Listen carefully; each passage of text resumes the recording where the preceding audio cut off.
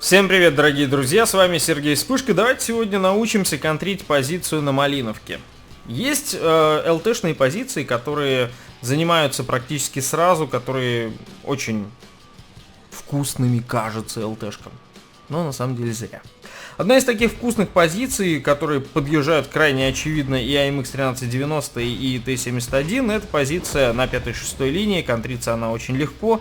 Первая контра возможная это просто подъезжание к кусту с верхнего респауна. Ты подъезжаешь на своей ЛТшке, желательно там оптика хотя бы чтобы была, и начинаешь светить прямо перед собой. И перед тобой проезжает Т-71, AMX 1390, Комета и прочие танки. Часть из них ты можешь повредить, часть нет, но лучше здесь не стрелять. Второй момент это очевидные позиции, с которых пытаются засветить. Это позиция, которую занимает Леопард в квадрате F7. Плюс позиция в квадрате D6. В D6 я лично на Т-62, не то что на ЛТшке, насвечивал 11 тысяч урона. По моему засвету было нанесено, и вот из той позиции. Там сейчас сидит бульдог. И вот интересно, как эту позицию контрить. Многие совершают достаточно обидную ошибку. Они начинают газовать в эту яму. Несколько раз газанув в эту яму и не убивая предполагаемого бульдога, люди перестают газовать в эту яму и в принципе уезжают из этих квадратов. А вот эта кочка, вот эта визуальная кочка на карте Малиновка для верхнего респауна очень важна. Итак, рассказываю. Чтобы законтрить эту позицию, вы должны соблюсти несколько условий. Если есть арта, это риск. Будет у вас дополнительный фактор риска. Первый момент. Гора должна быть ваша. Если вы видите, что некоторые ваши танки сразу туда едут на гору, скорее всего, гора уже ваша. За счет того, что они приехали туда, если там даже начнется драка, не на вас будут в первый момент обращать внимание. Тоже это улавливаете. Момент номер 2. Проезд к позиции. Вот сама позиция, с которой мы будем контрить этого бульдога. Момент номер 2. Как к ней ехать? Многие могут поехать кратчайшим путем сразу. Это ошибка.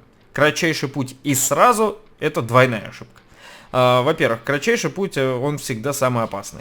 Вас могут засветить с этого куста, начать отстреливаться, вы не доехали, все, умерли.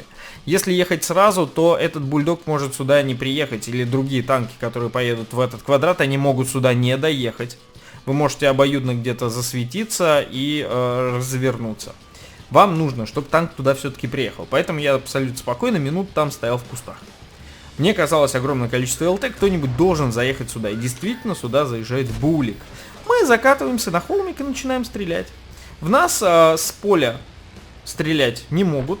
В нас могут простреливать при большом желании. Если у нас вообще нет углов вертикальной наводки, нас могут простреливать от коровника. Но только если вы на китайце. Условно на китайском танке.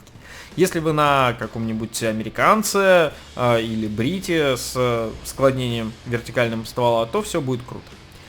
Третий момент, который очень важен на этой позиции, это нужно постоянно чекать, проверять, кто-нибудь к вам едет или нет. Вот я сейчас никого не вижу, вроде как ко мне никто не едет.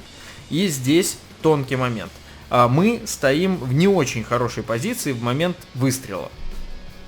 Еще раз нажму на паузу, вот мы встали в момент выстрела. Что произойдет, если в нас приедет какой-нибудь тяжелый танк на скорости? Он разгоняется, толкает нас, и мы соскальзываем вниз. Отвратительная ситуация, но сейчас это не очень важно, мы продолжаем ковырять бульдога. При этом бульдогу на самом деле очень неудобно стрелять. О, к нам приезжает ФЦМ, я откатываюсь быстро назад, но здесь более или менее мне спокойно, потому что ФЦМ не продолжает меня давить, он начинает перестрелку. Тот факт, что он начинает перестрелку, обозначает только одно. Ему будет очень плохо, неудобно, некомфортно в этой ситуации, именно в этой позиции. Как только в него начнут отстреливаться, он захочет уйти, а отступить с этой позиции ФЦМу уже некуда. Ему нужно только ехать вперед, соответственно, он будет падать в яму, что и происходит. Одновременно с этим был убит М41 Бульдог. ВЗ-131 потратил половину своего ХП ради того, чтобы добрать ваншота. Это цена опускания своего танка на прямую линию. Вот отсюда он добил, в общем-то, этот танк. Он получил от Леопарда. Ну а что мы делаем с ФЦМ? Мы говорим ему: добро пожаловать, ФЦМчик. Здравствуйте, мы очень рады, что вы приехали в эту позицию. Если ФЦМ попробует уехать по прямой, обойти здесь по низине, его встретит дорогой Ектигр. Если ФЦМ попробует газовать наверх, то ему тоже поплохеет. Если попробует вернуться назад, здравствуйте, Ектигр. И эта позиция становится тюрьмой. Из этой тюрьмы, если вы контролируете верх, еще раз повторюсь, вот и вы верх контролируете гору, соответственно, вы можете здесь устроить парням вот в этой низине тюрьму и просто там их расстреливать. Дальнейшие мои действия продолжают контрить стандартные позиции. Стандартная позиция на пятой линии F5, далее стандартная позиция на D6 и еще одна стандартная позиция, третья, с которой мы сгоняем этого леопард прототипа. Мы с холма абсолютно спокойно его просвечиваем. Один выстрел леопард делает в любого нашего союзника, все светится и не уезжает. Банально не уезжает. Сушка светилась, я пошел параллельно ее курсу, продолжая держать ее в засвете. Как только ее убили, я сразу вернулся на прямой курс, чтобы продолжать светить леопарда. Понимаю, что сейчас пантера убегает, но я очень хочу ее засветить, ибо у меня здесь сейчас висит задача на энное количество засвета, и я готов рисковать, особенно в конце боя. Итак, пантеру расстреливают, даю полукруг, меня волнуют парни, которые находятся правее от меня, поэтому я делаю полукруг. Обратили внимание? Наверное, нет. Вот здесь.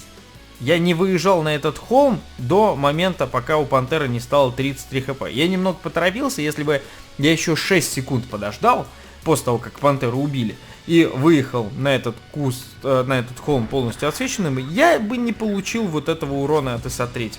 Но сейчас на этот урон от ИСа-3, в общем-то, фактически плевать. Моим полукругом я засветил борща, которого сразу схлопнули. Мы видим Т-10, и можно попробовать от трупа леопарда вот так подсвечивать этого Т-10, здесь еще и ИС-3 тоже светится. Ну и таким образом бой фактически закончен, нам нужно только дождаться, пока наши союзники соблагоизволят, в общем-то, расстрелять парней, а я стараюсь там как-то своими выстрелами не то что повредить, я стараюсь поставить на гусеницу, ибо урон по разведданным с гусеницы это гарантированный урон по разведданным. Но ИСа-3 расстреливают чуть раньше, нежели чем у меня получается все это провернуть, и мы побеждаем. Весь бой складывался из контр-тактики против стандартных позиций. Стандартная позиция для подсвета 1, 2, 3.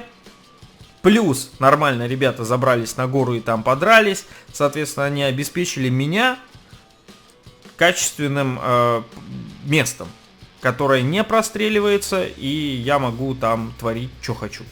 И фактически, получив такую возможность, я выбил Светляка, ФЦМ и Леопарда со своих насестов, если так хотите. Ну и попутно еще там расстреляли несколько танков. Надеюсь, это было вам полезным знанием. Ребят, не забывайте ставить лайк, подписывайтесь на мой канал и до новых встреч. Пока-пока. Теперь вы знаете, как контрить D6. Это очень хорошо. Жду этого в рандоме. Но соблюдайте те условия, о которых я говорил.